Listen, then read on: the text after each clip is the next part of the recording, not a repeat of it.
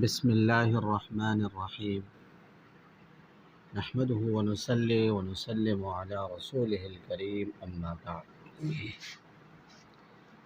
فقہ البیوع عنوان نمبر 60 ہے، کون الوقف شخصیتا معنویتا۔ شخصی معنوی کی نظائر کا بیان تھا۔ اس سے پہلے حضرت نے دو نظائر ذکر کیے تھے، مسجد اور بیت المال۔ اب وقف کے بارے میں فرماتے ہیں کہ یہ وقف بھی شخصی معنوی ہے، اس لیے کہ وقف کے اندر بھی مالک بننے کی اہلیت اور مالک بنانے کی اہلیت ہے، دائن بننے اور مدیون بننے کی اہلیت ہے، اور یہ سب کچھ فتاوی ہندیہ کے وہ جو عبارات پہلے بیان ہو چکے ہیں، جس کا تعلق وقف کے آمدن کے ساتھ تھا، تو اس عبارت سے یہ باتیں واضح ہے۔ اور ایک عبارت یہاں پر بھی ذکر کرتے ہیں حضرت کے، فرماتے ہیں فتاوی ہندیہ کی عبارت ہے، وَأَمَّا الْمَالُ الْمَوْقُوفُ عَلَى الْفُقَرَاءِ فَهَذَا عَلَى 3 أَوْجُهٍ، کہ فقراء پر جو مال وقف کر دیا جاتا ہے اس کی 3 قسمیں ہیں۔ پھر آگے وَفِي الْقِسْمِ الثَّانِي يُصْرَفُ عَلَى وَجْهِ الْقَرْضِ، دوسری قسم میں مال کو قرض کے طور پر خرچ کیا جائے گا، فَيَصِيرُ دَيْنًا فِي مَالِ الْفَيْءِ، تو یہ مال فیک میں قرض ہو جائے گا، كَذَا فِي الْوَاقِعَاتِ الْحُسَامِيَّةِ، اسی طرح واقعات حسامیہ کے اندر موجود ہے مسئلہ۔ لہذا اس عبارت سے بھی معلوم ہو رہا ہے کہ وقف اس کے اندر دائن اور مدیون بننے کی صلاحیت موجود ہے۔ وقت یستشکل سے ایک اشکال ذکر کر رہے ہیں، اور وہ اشکال یہ ہے کہ فقہائے حنفیہ نے یہ ذکر کیا ہے کہ وقف کا کوئی ذمہ نہیں ہوتا، ان الوقف لا ذمۃ لہ، اب یہ وقف کا ذمہ نہیں ہوتا، یہ اپنے ظاہر سے اس بات کی صریح نفی ہے کہ وقف یہ شخصی معنوی نہیں ہے، یہ ایک اشکال ہے۔ لیکن جب ہم ان عبارات کے اندر جس میں وقف سے ذمے کی نفی ہوتی ہے اس کے سیاق میں غور کرتے ہیں، تو یہ بات ثابت ہوتی ہے کہ فقہا نے یہ بات جو ذکر کی ہے تو استدانہ علی الوقف پر ایک اشکالی عقلی کے طور پر اس کو ذکر کیا گیا ہے، کہ وقف کے لیے قرض لینے پر ایک عقلی اشکال ہے، اسی کے طور پر اس کو ذکر کیا ہے کہ ان الوقف لا ذمۃ لہ، اور یہ اس کو اس لیے ذکر کیا ہے کہ یہ قیاس کا تقاضا ہے۔ لیکن فقہا نے اس کے بعد وقف کے لیے قرض لینے کو کچھ شروط کے ساتھ ضرورت کی وقت جائز قرار دیا ہے، تو یہ جو جواز ہے اس کا مطلب یہی ہے کہ انہوں نے وقف کے لیے خود ذمے کا اقرار کر لیا استحساناً جب ضرورت ہو۔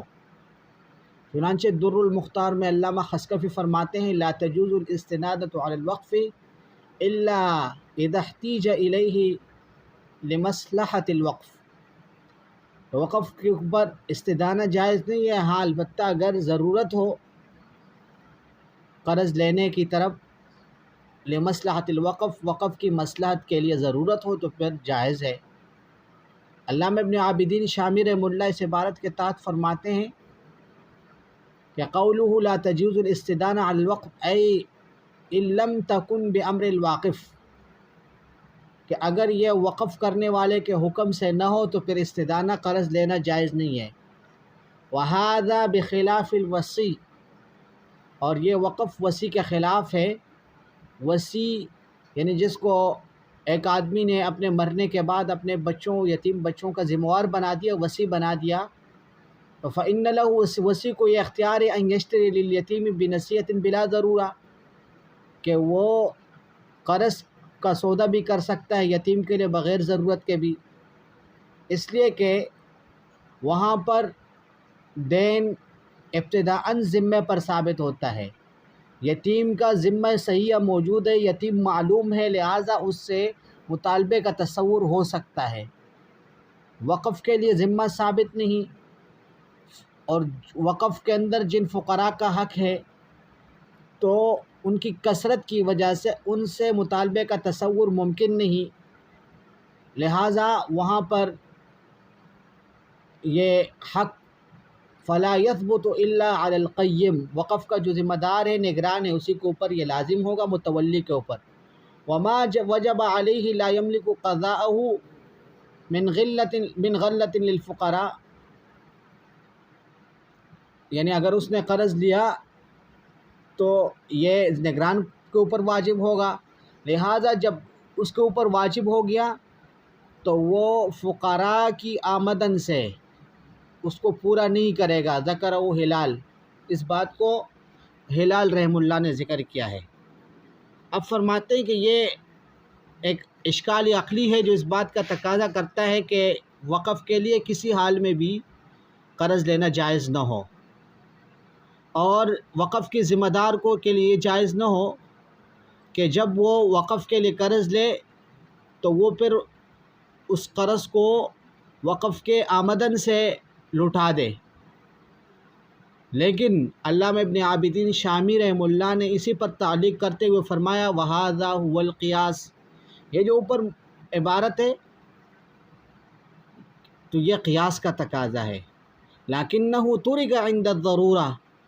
لیکن جب ضرورت ہو تو ضرورت کے وقت اس قیاس کو ترک کر دیا جائے گا،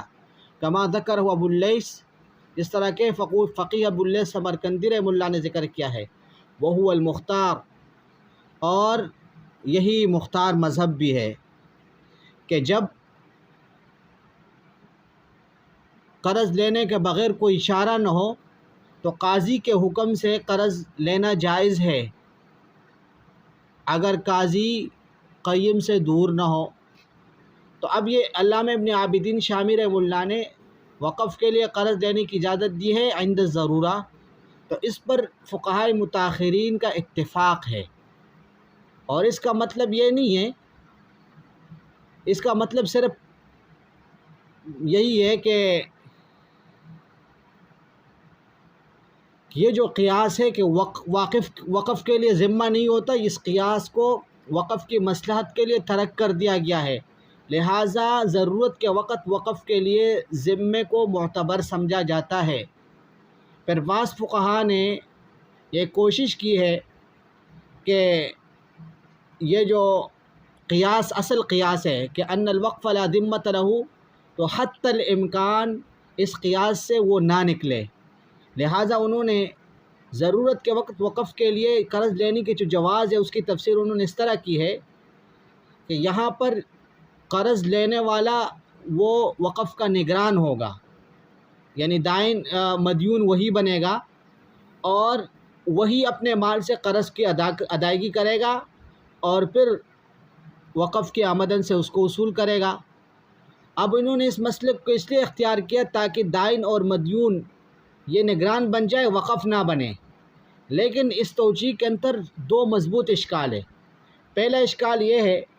کہ اگر بالفرض ہم یہ فرض کر لیتے ہیں کہ ناظر اور دائن کے ذمے میں نگران کے ذمے میں یہ قرض آتا ہے، وقف کے ذمے میں نہیں آتا، تو پھر اس ناظر کو، اس نگران کو اگر ہٹا دیا جائے، دوسرا نگران آ جائے، تو پھر تو اس دوسرے نگران سے مطالبہ ممکن نہیں ہوگا، اور ہمیشہ جو نگرانی اول ہے جس کے ساتھ قرض کا عقد ہوا ہے اسی سے مطالبہ واجب ہونا چاہیے تھا، اگر وہ مر جائے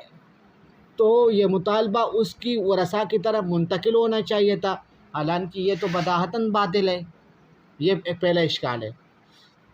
دوسرا اشکال اس کے اوپر یہ وارد ہو رہا ہے کہ یہ جو فقہائے کرام، یہ سارے فقہائے کرام اس بات پر متفق ہے کہ جب نگران اس دین کو اپنے مال سے ادا کر لے تو اس کو پھر رجوع کا حق ہے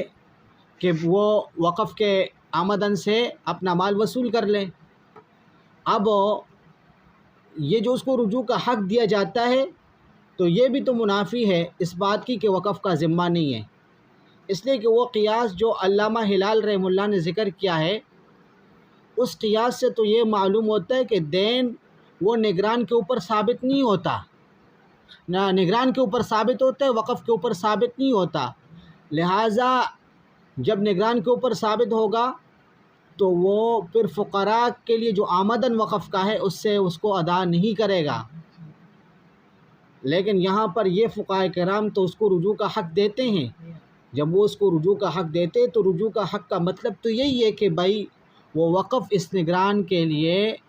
مدیون بن گیا، لہٰذا یہ خود ان کا اپنا قول ٹوٹ گیا اس بات کا کہ وقف کا ذمہ نہیں ہے، یہ تو ناظر اور نگران کے لیے تو اس کو مدیون بنا رہے ہیں۔ جو فقہاء کرام اس تعویل کی طرف نہیں گئے بلکہ انہوں نے ڈائریکٹ وقف کو مدیون بنا دیا، تو ان کا یہ جو مسلک ہے وہ بالکل واضح ہے فتاوی تنقیح الحامدیہ کی عبارت سے۔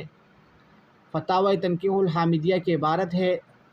مسجد کے نگران کے بارے میں کہ مسجد کے لیے مال وقف کیا گیا، اب مسجد کا کچھ مال وقف ہے، ناظر نے، نگران نے چٹائی بنانے والے کو حکم دیا کہ وہ مسجد کے لیے چٹائی بنائے۔ اب یہ چٹائی کی جو قیمت ہے یہ وقف کی آمدن سے ہوگی، تو اس چٹائی والے نے چٹائی بنا دی، اور یہ جو نگران جس نے عقد کیا تھا اس کو معزول کر دیا، دوسرا نے متولی آ گیا اور وہ ابھی تک نگران ہے، اور حال یہ ہے کہ جو نگران اول ہے اس نے چٹائی کا جو ثمن ہے اس میں سے کچھ وقف کے آمدن میں سے لیا نہیں ہے، تو کیا جو نگران ثانی ہے وہ چٹائی والے کا حق ادا کر سکتا ہے یا نہیں؟ یعنی ادا کر سکتا ہے اس لیے کہ اس کا حق تو وقف کے آمدن کے ساتھ متعلق ہے، یا اس کا حق وہ نگران اول کے اوپر لازم ہوگا؟ تو فرماتے ہیں کہ شیخ ناصر الدین اللقانی رحمہ اللہ فرماتے ہیں کہ جو نگرانی ثانی ہے اس کے اوپر لازم ہے کہ وہ چٹائی والے کا حق ادا کرے اور اس کو وقف کی آمدن میں سے دے۔ نگرانی اول کے اوپر یہ لازم نہیں ہے اس لیے کہ اس کو تو معزول کر دیا گیا، اور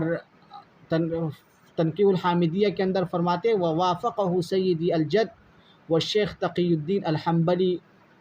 کہ شیخ ناصر الدین رحمہ اللہ تعالیٰ کے ساتھ موافقت میرے سید دادا شیخ تقی الدین حنبلی رحمہ اللہ نے بھی کیا ہے۔ تو اب یہ عبارت اس بات پر دلالت کر رہا ہے کہ یہ جو ثمن ہے یہ شروع سے وقف کے ذمے میں ہے، اور یہ جو ناظر اول ہے وہ تو عقد کرنے والا ہوتا ہے وقف کی طرف سے نائب بن کر۔ جب دوسرا ناظر آ جائے، دوسرا نگران آ جاتا ہے تو پھر بھی وقف کے ذمے پر وہ دین باقی رہتا ہے، اور جو دوسرا نگران ہوتا ہے اس کے اوپر یہ واجب ہے کہ بھائی وہ دین ادا کر لے، اس لیے کہ اب وقف کا متولی وہی ہے، اگرچہ قرض لینے کے وقت وہ قرض لینے میں شامل نہیں تھا لیکن ادا وہی کرے گا۔ تو خلاصہ یہ ہوا کہ وقف کے لیے قرض لینے کی اجازت جس طریقے سے بھی ہو، جس حالت میں بھی ہو، اس بات کا اعتراف کرنا ہے کہ اس حالت میں وقف کے لیے ذمہ ثابت، وقف مدیون بن سکتا ہے، اور شخصی معنوی کا مطلب بھی یہی ہے۔ تو ان نظائر سے یہ بات واضح ہو گئی کہ شخصیت معنویہ کا یا شخصیت حکمیہ کا جو تصور ہے یہ اگرچہ فقہاء کی عبارات میں اس نام کے ساتھ سوائے علامہ رملی رحمہ اللہ کی عبارت کے موجود نہیں ہے، لیکن اس کا مدلول بہت سارے فقہی مسائل کے اندر موجود ہے۔ لہٰذا اگر شخصی حکمی کے ساتھ عقد واقع ہو، شخصی حکمی کے ساتھ عقد واقع ہو، تو چونکہ شخصی حکمی کی طرف سے عقد کا انشاء ممکن نہیں ہے، اس لیے وہ تو شخص اعتباری ہے، وہ تو تعبیر پر قادر نہیں ہے، تو اس کی طرف سے انشاء عقد اس کا نائب بن کر شخص حقیقی کرے گا، وہ شخص حقیقی جو اس کا ذمہ دار ہو شرعاً یا عرفاً۔ لہٰذا بیت المال کے اندر انشاء عقد کا ذمہ دار امام ہوگا، یا امام جس کو یہ ذمہ داری سونپ لے، اور مسجد اور دوسرے اوقاف کے اندر یہ نائب اور عاقد جو ہوگا وہ متولی اور ناظر ہوگا،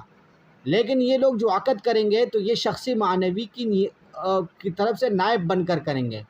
اسی لیے عقد کے آثار، حقوق اور التزامات شخص معنوی کی طرف راجع ہوں گے، اور شخص حقیقی جو باقاعدہ طور پر عقد کرتا ہے اس کی طرف حقوق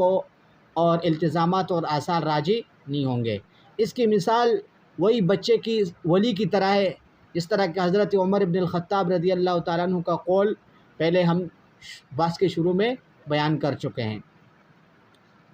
آج کل معاصر انسانی قوانین کے اندر شخصیاتی معنوی کثرت کے ساتھ موجود ہے، جس طرح کہ جوائنٹ اسٹاک کمپنیز ہے اور اس طرح کارپوریشنز وغیرہ، تو یہ ساری صورتیں جو ہے نا یہ شخصیاتی معنویہ کی مثالیں ہیں۔ لہٰذا ان کی طرف سے جو عقود کا انشاء ہوتا ہے تو یہ عقود ان لوگوں کی طرف سے تمام ہوں گی جن کو اس معاملے میں حق ہو عقد کرنے کا، وہی عقد کر سکیں گی۔ عنوان نمبر 61 میں ایک تنبیہ کے طور پر ایک بات بیان کرنا چاہتے ہیں شخص معنوی کے متعلق، کہ ہم نے جو شخص معنوی کے موضوع میں جو بات ذکر کی تو یہ صرف شخص معنوی کا حکم انشاء عقد میں بیان کرنا مقصود ہے، اور صرف یہ بیان کرنا مقصود ہے کہ شخص معنوی مالک بن سکتا ہے، دائن اور مدیون بن سکتا ہے۔ جہاں تک آج کل کے وضعی اور انسانی قوانین نے جو شخصیت معنویہ کو بہت سارے خصائص دیے ہیں، تو ہمارا مقصد ان شخص معنوی کے وجود سے یہ نہیں ہے کہ جو خصائص بھی قوانین وضعیہ نے ان کو دیے ہیں وہ سارے شرعاً مقبول اور جائز ہیں۔ مستقل ان کا دراسہ، ان کا مطالبہ، ان کا مطالعہ وہ شریعت اسلامیہ کے اصول اور اس کے احکام میں کرنا ضروری ہے،